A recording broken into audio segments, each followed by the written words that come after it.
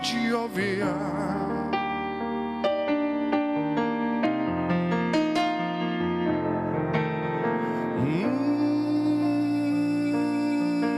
Хэд хар алтлаг гэсэн голсон.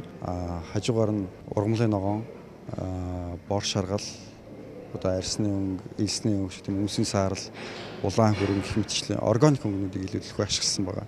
Хээж чимэглэл деталуудын хувьд гэх юм бол хүрлийн үе, хүннүг үе хээж чимэглэлээс хээд урсгалаас нэлээд илгүй ашигласан.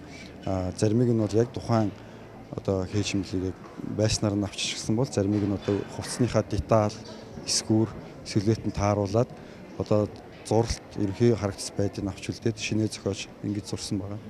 Жил болгон өөр ингэсэн онцлог одоо өнгө аястай болдог. Миний хувьд 2005 оноос хойш торгох шоунд жил болгон олцож байгаа. Үзэгчдийн хувьд Тэсийн хадаг хүлээдэг шоунуудын нэг болов уу гэдэгт итгэлтэй.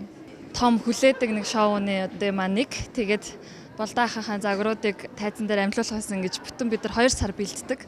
Тэгээд энэ 2 сарын хугацаанд бас маш олон гайхалтай бүтээлүүд амилсан байхаг өнөөдөр бас та бүхэн харлаа. Тэгээд торгох салооныхан хамт олон өндрөөс өндөр амжилт төсөй маш мундаг дахин давтагдчихгүй тийм гайхалтай бүтээлүүд гаргадагт нь баярлалаа гэж бас хэлмээр байна.